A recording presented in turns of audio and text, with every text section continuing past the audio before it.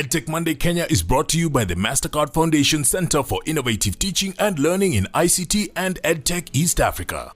Hello, and welcome to Edtech Monday Kenya, a monthly series of conversations. My name is Moses Kimibaro, your host and moderator for the Kenya edition. This month, we look at advancing girls' education through digital learning in Kenya. The International Day of the Girl Child is 11th October 2022, which recognizes girls' rights and the unique challenges girls face around the world. This year's theme is Digital Generation, Our Generation, which provides a platform for the global community to understand the disadvantages girls face online. This is very much in line with our theme for this month's Edtech Monday Kenya, which is Advancing Girls' Education through Digital Learning in Kenya. The reality today is that although access to education in Kenya has improved significantly at a national level, and especially since 2003 when free primary education was introduced in the country, access to education for out-of-school girls in various regions of the country can be as low as 19% due to issues such as cultural practices and poverty. Various studies indicate that teenage pregnancies and early marriages contribute to girls' dropout rates in schools. In terms of advancing girls' education through digital learning, the advent of the pandemic brought to the fore technologies, platforms, and processes that can enable education for out-of-school girls at scale throughout Kenya. Technologies like mobile devices and the internet have become key delivery channels for digital learning for out-of-school girls of all ages in the country. Digital learning can counter the barriers that prevent out-of-school girls from accessing education at scale. As we explore the ways and means that digital learning can advance education for girls in Kenya, we ask, what measures can be taken by all concerned stakeholders such as the government, our communities, strategic partners, parents and others to ensure that out-of-school girls in Kenya get access to digital learning, and what impact will this have on our society at large? Please send us your responses on edtechmonday@mastercardfdn.org. To explore the conversation on digital learning to advance education for girls in Kenya, allow me to introduce our panel for this month. Rukia Sebit, CEO and Executive Director of the Sunflower Trust, an organization that works with vulnerable girls to improve their literacy levels. Tony Ndungu, founder and CEO of Kitabu, an education technology company working to make digital content accessible, available, and affordable for educators and learners in Africa. Margaret Kamau, Education Technical Lead, Wasichana Wetu Wafaulu project at Education Development Trust, where she works to improve access, retention, and learning outcomes for girls in marginalized contexts of the arid areas and informal settlements of Kenya. Please share your thoughts and perspectives on the current state of digital learning for out-of-school girls in Kenya, and specifically looking at those who may live in areas of the country where access to technology and things like the internet is not as easily or readily accessible. Let's start off with you, Rukia. Please share your thoughts on that. One, the girls, out-of-school girls have a lot of challenges. One, they have not so much skills, so actually it limits them to access digital or rather technology. And worst of all, if you don't have enough skills, then you're at risk of falling into, things that you're not ready for, or even controlling your own self. So it's a big challenge because there's a way you can use technology positively to actually impact your own self. But if you're not ready, or you don't have mentors, or you don't have the proper way of accessing that technology, then it puts you at a high risk. Thank you for sharing that. Yeah. What about you, Tony? What have you seen as some of the situations in the current state? A majority of the time when technology is placed before young women, there are three things that they have to sacrifice. Number one, they have to sacrifice their time. Number two, they have to sacrifice their role in that society, whatever the society role they have. And the third one is there's a cost implication that we never thought about. And it's not a big cost implication, but at the end of the day, she's choosing whether she's going to be on your device, or she's going to be eating or feeding a child or running the home. And a lot of the times when you are building a solution for women, we're building a solution for young women in our minds that exist in our environments. When we get out on the streets, as we say in Kenya, beautiful ground, it's very different. And what about when you look at the perspective from the rural parts, maybe, in that same context? And that's where I think the bigger challenge is, because a majority of the girls we are working to support live in situations like these.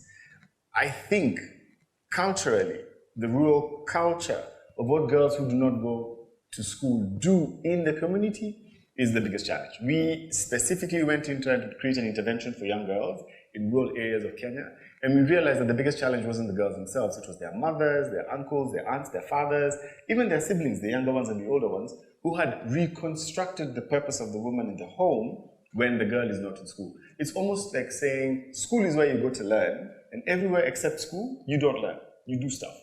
And mostly for us, not for yourself. So there was a very big cultural jolt that we were not ready for as a tech company in education, working to support girls' education. That's very interesting. Margaret, what are your perspectives on the current state? I think one of the surprises I found personally is when you go to the rural areas, both the out-of-school girls, the ones in school, sometimes it's an opportunity thing. They just don't have access to the facilities. But once they do, you just need them exposed just a little, and they're able to do a lot more with them. For me, that is the biggest surprise, and therefore it means it's also an opportunity for the country, whether we can be able to set up, whether at homestead level, community level, school level, give them that opportunity. They have such potential, and I think it's their generation. Fantastic. Yeah. Margaret, maybe let's continue a little bit more from the Education Development Trust perspective. What have you seen as some of the key opportunities and the challenges in the delivery of digital learning programs, especially for out-of-school girls in the country? Think of the out-of-school girls. One of the things we need to differentiate is who are these girls? Like in our project, we have arid areas, semi-arid areas. So when you're thinking of digital presentations in those areas, first of all, you've got to think of what is the barrier of this particular girl? What is also their need? What is it they need to hear? What is it they need to learn?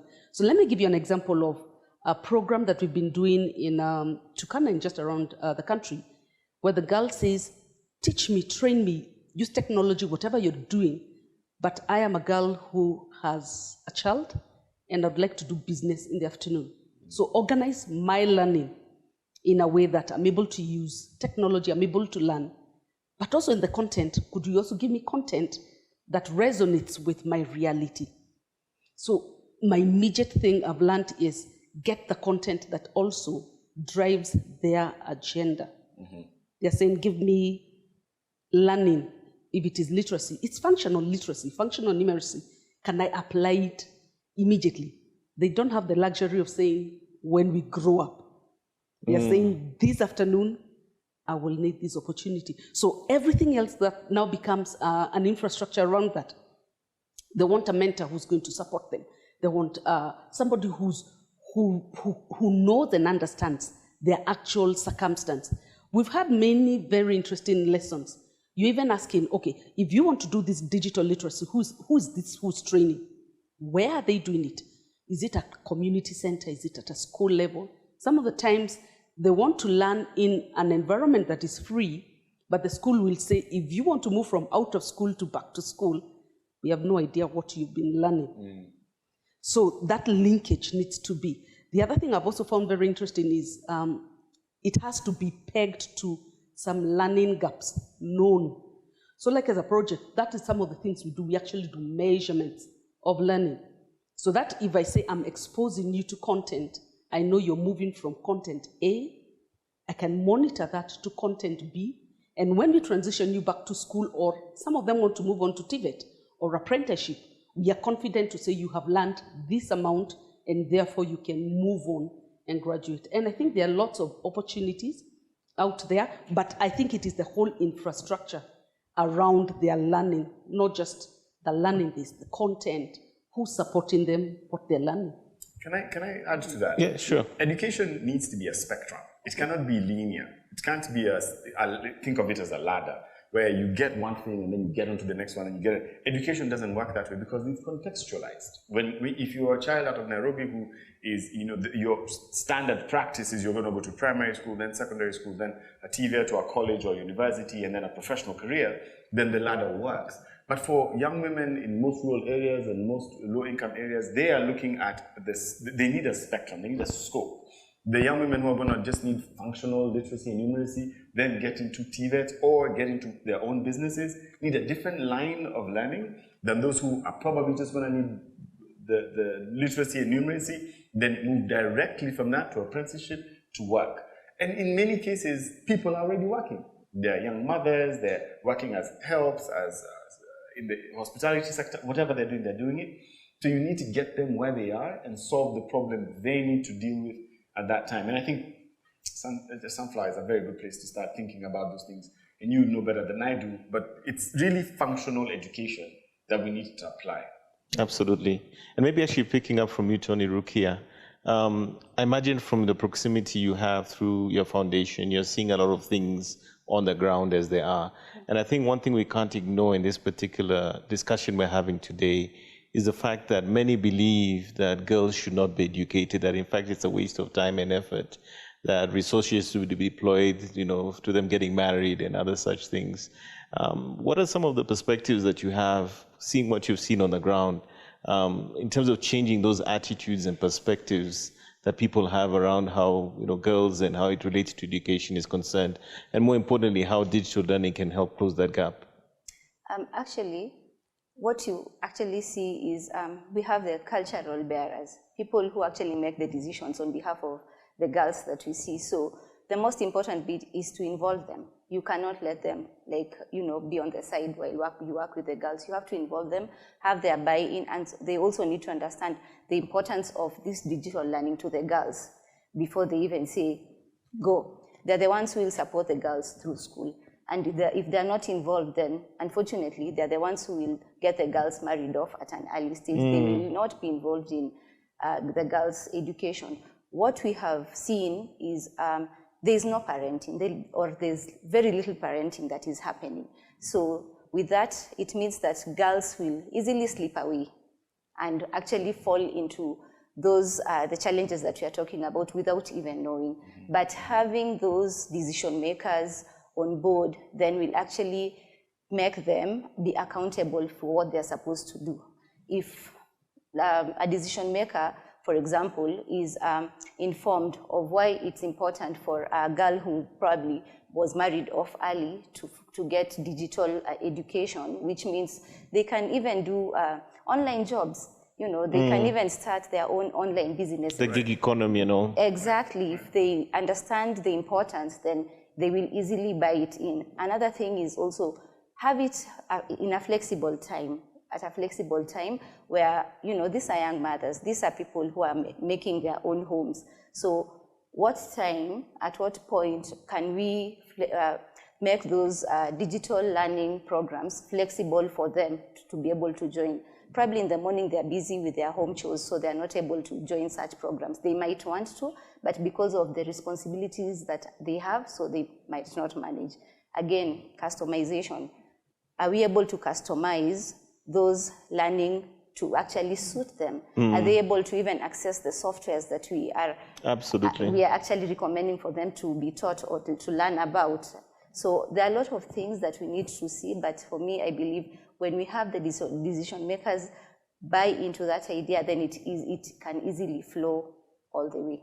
I'd like to come back to you, Margaret, and ask the question, maybe, given the work that you do at your organization, what's the government perspective, the regulatory side of this? How can the government play a stronger role in especially addressing the issues that are unique to these out-of-school girls in this context? I think one of the areas we need to look at is, again, content, because if you talk of digital, it's just not what I present to be taught. Give me the skills to scaffold, create knowledge. So even when you talk of teacher training, they need to move from just being taught how to use gadgets to themselves being able to scaffold, but also giving the learners the space to do so and create their own learning. So they need policies around the teacher training, teacher coaching, because like in our project, we had a very good coaching and a mentorship program for teachers on ICT integration. Wow. And that really worked. So I realized that the teachers also want an example on how to do that. So you would say, release the space for the learners to do it themselves. They need to see that example and just gain the confidence. So I see that as one of the areas. The other one is what I was talking about earlier.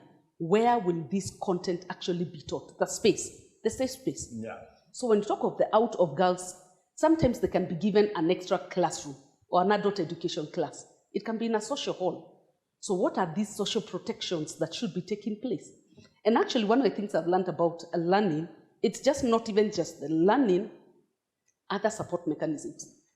cash transfer. It looks so removed from digital learning, but this girl who's coming in has a child or has to leave her child with somebody in the hour she's need to learn. Very real issues. So those need to be integrated and put as part of even budgets in education. So when you say we shall be having catch-up classes, for example, and we need it, let's say, happening after class, give that, there is lots of support that they'll need. Psychosocial support also, it looks again very far removed from digital, but this is a girl who's sorting out, like again in Turkana, the girl who's getting married, who's actually married and needs the permission of the mother-in-law and the husband to come to that class. For example. Yeah. So there's lots she needs to sort out. The sexual reproductive health issues she needs to sort out.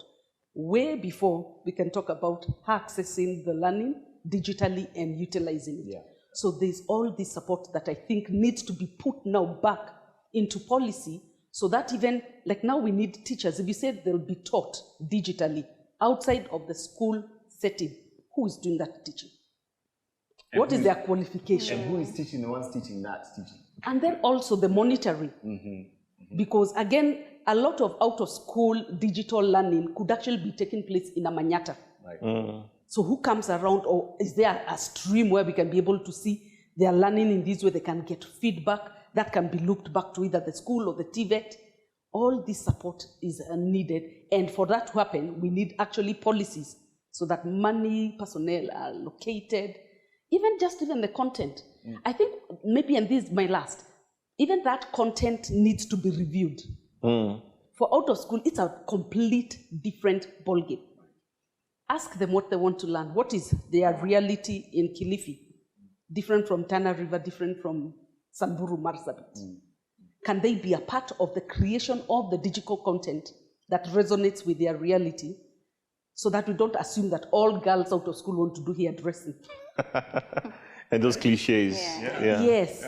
So it's really about localization, contextualization, familiarization to the situation and they're then in. Put it in policy itself. So that now beyond that there is support, a very definite support. So we're not making assumptions about it. It needs to be hyper-localized, because even when we talk about localization, the thing we will miss is that for a country of 42 to 45 languages, where 5 kilometers east is a completely different culture from 5 kilometers west, despite the fact they speak the same mother tongue, says a lot to understanding what the requirements and the relationship a girl child has with a community has in another town.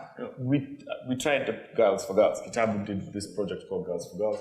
There was a mentorship program between women in more privileged environments with women in less privileged environments.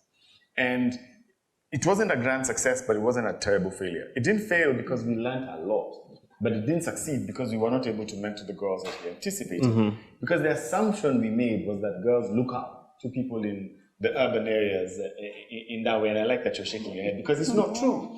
A lot of the time, the expectation that these girls have for themselves is what they will work towards. And they are never looking up to people they don't see on a daily basis. So it is not the lady who lives in Nairobi talking to the girl who is in Turkana that matters. It is the chief's wife in Turkana that she looks up to, because this is the person she sees in the community most often. It's a relatable. It's relatable. So it has to be hyper-localized when you talk about content. It has to be hyper-localized, and it's not difficult to do because we then were able to get what we called point leaders, or small, we call them North Stars. And we were able to get 15 people who cost us a tenth of the price to create content with, vis-a-vis their counterparts who are in the city, who are very hard to find, who had very tight timetables. And these videos, this content went much further and much wider than what we had tried to do from the city. And we realized all we need for technology to intervene is first make it simplistic, to your point, get it hyper-localized, and then thirdly and most importantly, show the value to the larger community, the mother-in-law and the husband. Let them see the immediate value of why this girl's going to school would be valuable to us. And the moment those three things were done, we started seeing gains and real traction. 2 girls one day, 4 girls the next day, 9 girls the day after that. By the time the program was done, 60 girls. Why? Because it was Mama so-and-so, who all the girls knew and respected. The value of the learning was hyper-localized, And the mother-in-law and the husband and whoever else was in the community specifically understood why so-and-so being able to calculate or understand milliliters will help her know how much medicine to give her child. Yeah. It happens to also be my child or my grandchild, and this will keep our children alive. So those are the kind of things that we learned that we wanted to be able to implement. And maybe if I can pick on what he's talking about, as we talk localized, you also think who it is who can be partnered with at that local level. It is very important. So if it is a mentor who's in the vicinity, let's work with that person. For example, for us, we had a program during COVID period where girls could actually come together. And one of the things we learned is that the girls who actually learned together, even around a radio, they actually learned much better than the ones who were alone back in the Manyata. There's a communal element, huh? There is, and that is very important. So just that sensitivity, we've got to keep learning. You talk of radio lessons, for example, the basic, up until you go to the back of Marsabit Hills, and the frequency is not there. So you need that community feedback that says, it's not working for us, and quickly run to the local radio stations who are able to pick that frequency and distribute it. So those are some of the things you've got to keep your ear right on the ground if you're going to make a difference. Thank you. You know, I'm going to segue to something completely unrelated, but I remember there's a story about many years ago, development organizations going into villages and deciding to put a borehole. And what happened is the community would break it, because what they discovered is the women would socialize when they went to the river to collect water. So they never took the understanding on the ground of what was important to them before they put this intervention, which by all intents and purposes seemed the right thing to do, but the community was not involved. Which brings me back again to you, Rukia. I noticed that you've been nodding your head a lot, but I want to ask you another question. COVID-19, the pandemic, Sunflower, you have a technology background. You've done amazing things in time. What have you seen in terms of this period in, how COVID has sort of accelerated our adoption of digital learning and educational technologies, but also in the next 2 to 5 years, what do you see coming forward? Actually, before COVID, a lot of people that we work with had not really embraced technology. And so when COVID hit and schools were closed, then assignments were given digitally, but our beneficiaries basically could not access. So we had to do it the hard way. Like every week we had to print out revision materials. They came physically, and we took advantage of that because we also knew their well-being at that time, and also talked to them about reproductive health. And at that time, the reality was when you ask them about what is happening out there, they will tell you, my neighbor who is in Form 2 is pregnant. Now she won't go back to school. My best friend, it was really like hitting them directly. So we took advantage of that, and there was no way technology would be left behind. So with that, we deliberately introduced an ICT program to the girls, which, it has been working really well. And trust me, just looking around by our web, you will actually see how right now girls are really trying to embrace technology. We are not yet there, but you can see the urge is growing. And trust me, in the next 2 to 3 years, a lot of girls will actually be taking up STEM-related courses in the university. Because, there's nowhere how these girls are going to be left behind. Our beneficiaries are already are in that line. They're already so technology is a good thing after all. That is after just going through basic computers, and they already find it very interesting. And they're so what courses are there to be taken in terms of digital learning? So there's that urge, and I can see a lot of girls in Kenya generally will be taking up STEM-related courses. That's fantastic. Yeah. So the appetite is there, the interest is there. Yes. Now it looks like we're really almost at the end of our time, and I think to wrap up, I'd just love to hear, within a very short perspective, your unique point of view regarding this topic we've discussed today. What are your thoughts going forward based on the insights you have within a very short and concise perspective? Starting with you, Margaret. I think for me is that out of school children will continue existing. because we have very unique circumstances that learners are in. I think it is us to take advantage as a country and actually create systems around which they can learn, create knowledge, even link up so that they can make progress, sometimes in just that reality, without expecting them to move from out of school to back to school. Sometimes it may not happen, and when we're talking about not letting anyone left behind, we've got to keep that in mind. So how can we make them progress even within their reality? And then how do they even maximize that space that they are in? So if I'm hearing correctly, this is a reality. There will be out-of-school girls. Let us face it. Let us create the right policies and create the enabling environment to support them. Yes. What about you, Tony? What are your thoughts? I mean, coming from a tech background predominantly, and not an education background, so being in Kitabu for 10 years and just wondering how we can make things work and working at it with a very creative mind. Technology is a phenomenal solution for very specific communities, if and only if it is hyper-localized to that community. Excellent. Rukia, your final comments. Technology is here, and it is here to stay. That is the reality that we need to live with. So it goes without saying, like, everyone needs the digital skills. So it's upon us now to ensure that they get the skills, but in an orderly way. We need to stretch our hands, give whoever needs the skills, we need to train them.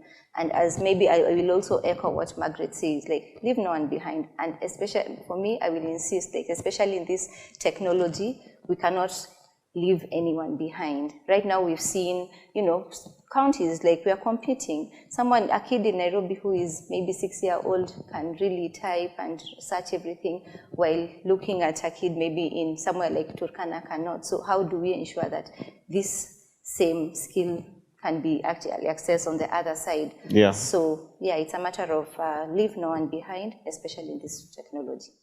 Thank you. Thank you, Rukia. Thank you, Tony. Thank you, Margaret. It's been a wonderful panel. Thank you for sharing your insights, especially with this very important topic around out-of-school girls and how digital learning can really help them move forward in the right way. Thank you all for watching this edition. Follow more of these conversations on the MasterCard Foundation YouTube channel and the Young Africa Works Facebook page. My name is Moses Kamibaro. See you again on the next edition of Edtech Monday Kenya. Edtech Monday Kenya was brought to you by the MasterCard Foundation Center for Innovative Teaching and Learning in ICT and Edtech East Africa.